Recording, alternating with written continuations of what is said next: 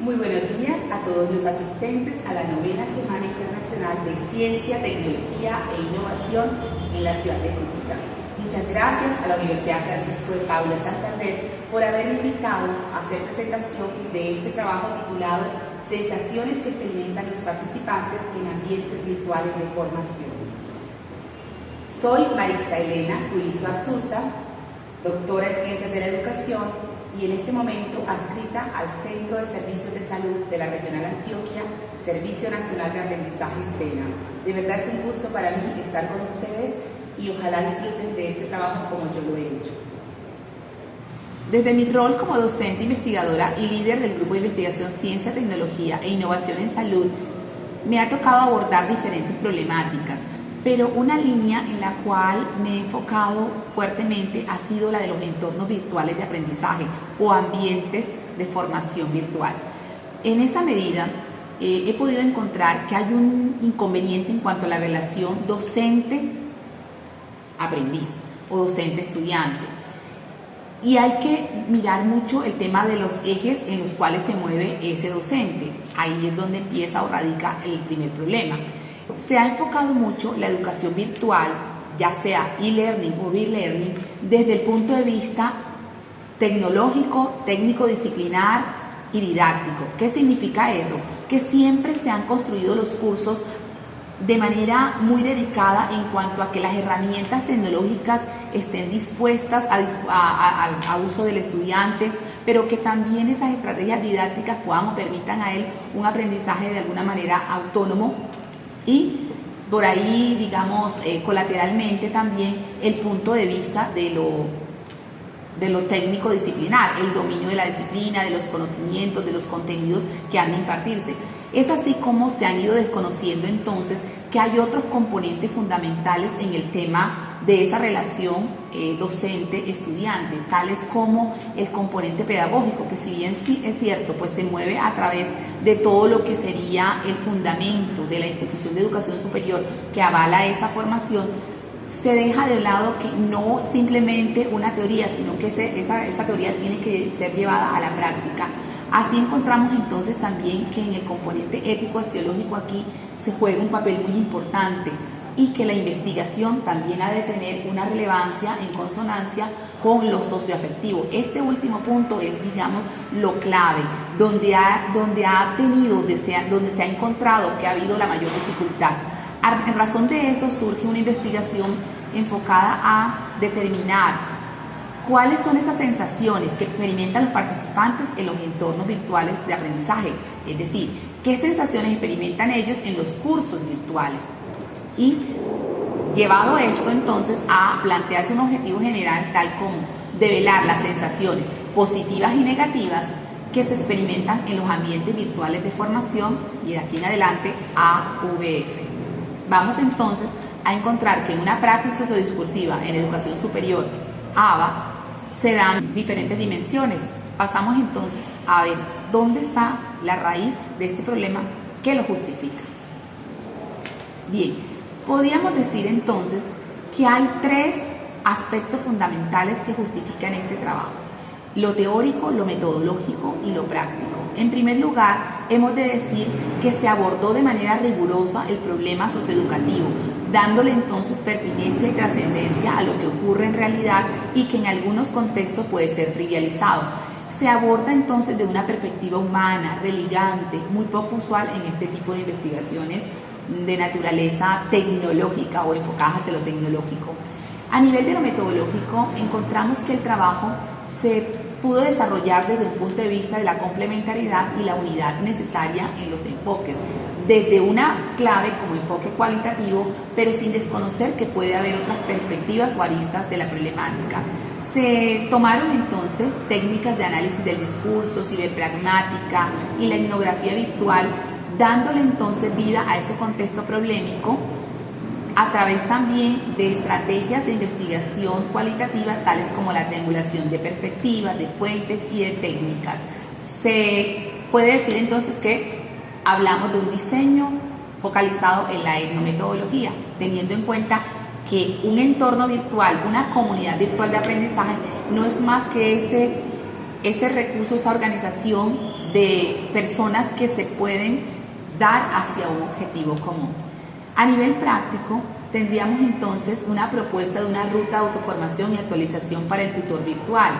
Esas pautas que se dan en este trabajo, que se dieron en este trabajo para que se pueda generar una perspectiva sociodiscursiva mucho más humana, menos instrumental y mecánica.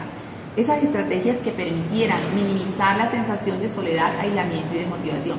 En este punto debo aclarar que el trabajo global iba enfocado hacia el religaje de los ejes del rol docente. No obstante, para efectos de esta ponencia, se aborda el objetivo específico número 1, cual es develar las sensaciones que experimentan los participantes en entornos virtuales de aprendizaje. Bien, refiriéndonos a los antecedentes para este trabajo, acudimos a autores colombianos, pero muy particularmente, pues aquí se destacan algunos que consideramos son claves para el trabajo realizado, y entre ellos el grupo Didáctica Nuevas Tecnologías de la Universidad de Antioquia, donde se habla del dinamizador virtual. Ya en el ambiente latinoamericano, Basabe Quintero en 2013, con el desempeño del docente en las aulas virtuales, caso de la Universidad del Zulia, se convirtió en el trabajo eje para poder analizar todo lo que se ha hecho a nivel de nuestro contexto latinoamericano, sin descartar, por supuesto, autores importantes como Marquicio y Ortega en el 2013 en la Universidad del Rosario en Argentina. Ya si nos vamos a un ambiente mucho más europeo, encontramos que en España los trabajos de Leiva Olivencia Almenta López en el 2013 y de Pablo González en el 2015 nos enfocan un poco hacia cuál es esa presencia docente, cuál es esa necesidad de la interculturalidad a través de las TIC. Sin desconocer, como decía, que hay otros importantes que están colocados aquí en la diapositiva. Bien, ¿qué es un entorno virtual? Desde Cabero, específicamente, que es el autor base para nuestro trabajo, tenemos que los ambientes virtuales o nuevos entornos formativos tienen unas dinámicas específicas. Se destacan porque son flexibles, amigables, individualizados, interactivos, pero también colaborativos, deslocalizados, pluripersonales. A su vez, en compañía de Gisbert en 2005 señala que hay 4 ejes importantes: la tecnología, el aprendizaje, la comunicación y el conocimiento. Sobre esa base, nosotros destacamos dentro de una comunidad virtual de aprendizaje, CVA, desde la teoría de Garrison, Anderson y Archer, citado por Marquicio y Ortega en el 2013, que hay una presencia social, una presencia docente y una presencia cognitiva.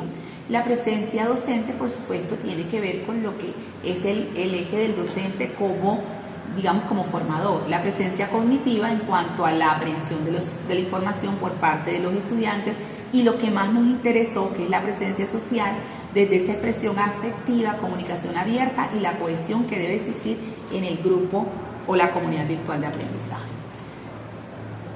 Yéndonos hacia el diseño metodológico, encontramos entonces que un enfoque paradigmático histórico-hermenéutico fue el punto de partida para que se desarrollara una investigación de tipo aplicada, interpretativa y sincrónica. ¿Esto qué quiere decir?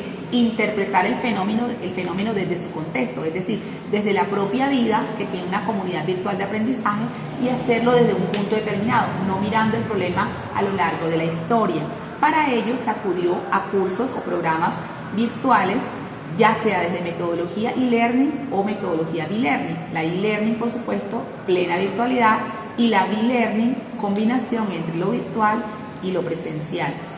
Esto se hizo en instituciones de educación superior en Colombia, avaladas por el Ministerio de Educación Nacional.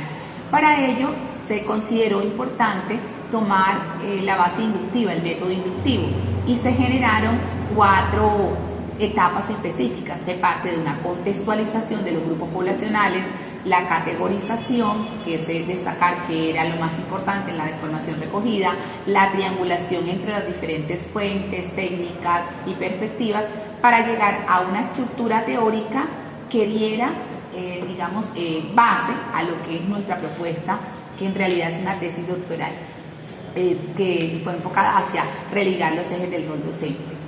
En cuanto a las técnicas, entonces, de la etnografía virtual, se tomó la observación sistemática no participante, el análisis discursivo, las entrevistas semiestructuradas y los conversatorios con grupos focales. Todo eso se hizo, lógicamente, con los consentimientos informados de los participantes y las instituciones aplicadas. Se diría entonces que este enfoque metodológico también parte hacia un análisis pragmático del discurso con una base sociolingüística importante. Hablemos entonces de cómo se analiza la información. Una vez recogida, se extrae la información y se procesa a través del software Atlas T versión 7. Se toman aquí, como damos cuenta, sensaciones positivas a partir de todas las manifestaciones que se dan en estas plataformas, ya sea de manera visual, de manera auditiva o en la manera de chats o textos. Encontramos ahí entonces que se dieron entonces o se clasificaron las 4 sensaciones positivas relevantes en este espacio de Atlas T: interés y expectativa, entusiasmo, optimismo y gratitud. En cuanto a las negativas, con de la misma dinámica, tomamos entonces relevante temor y angustia, necesidad de ayuda y pronta respuesta, la soledad o aislamiento y la desmotivación. Aquí en esta entonces vemos que los resultados dieron a cumplir con el primer objetivo específico, que fue develar las sensaciones positivas y negativas que se experimentan en esos ambientes virtuales de formación. Tenemos entonces, resumida, las positivas: gratitud, optimismo, interés, expectativa y entusiasmo, y las negativas: soledad, temor, necesidad de ayuda y desmotivación. Como discusión de resultado, entonces, partiendo de nuestros antecedentes y referentes, tenemos que las tecnologías han habilitado diferentes formas de encuentro y socialización. Los usuarios interactúan y comparten intereses, preocupaciones y sentimientos. Esto fue lo señalado por Marquicio y Ortega en el 2013 y que se logró evidenciar en este trabajo de mi autoría. Asimismo, el aislamiento sociocognitivo que experimentan los alumnos o los estudiantes es una de las variables de fracaso en la formación virtual. Eso no es un desconocimiento para todos, que muchos empiezan pero no terminan la formación virtual. Es necesario entonces, desde Cabero y Marín, 2013, señalar que hay que generar estrategias orientadas a minimizar el riesgo de deserción. Como conclusiones, tenemos entonces que en el fondo de esas interacciones discursivas que se despliegan en esos espacios virtuales organizados y regulados, que aquí hemos llamado comunidad virtual de aprendizaje, tenemos vivencias, emociones, tensiones y conflictos de esos sujetos que, si bien están alejados físicamente, necesitan sentirse acompañados en términos académicos, culturales o afectivos. Los integrantes entonces de una comunidad virtual de aprendizaje se enfrentan con esas ventajas que tiene la tecnología, pero también se enfrentan con las tensiones y retos que esto trae consigo. Bien, en oposición a esos sentimientos positivos como el interés y la expectativa, el entusiasmo, el optimismo y la gratitud, hay sensaciones que truncan el ánimo y la disposición de los estudiantes y los tutores, tales como el temor, la angustia, la necesidad de ayuda y pronta respuesta, la soledad, el aislamiento y la desmotivación. Siendo así, entonces, el tutor debería enfocarse en fortalecer el ánimo y la buena disposición de los estudiantes para lograr minimizar esas posibilidades de deserción y fracaso en el proceso formativo. Esa diría la conclusión más importante de este trabajo, que, como decía, hace parte de una tesis doctoral completa denominada Ejes del rol docente en entornos virtuales de aprendizaje. Muchas gracias por haberme permitido compartir con ustedes este trabajo. Espero haya sido de su agrado y quedo a su disposición para resolver las inquietudes que tengan.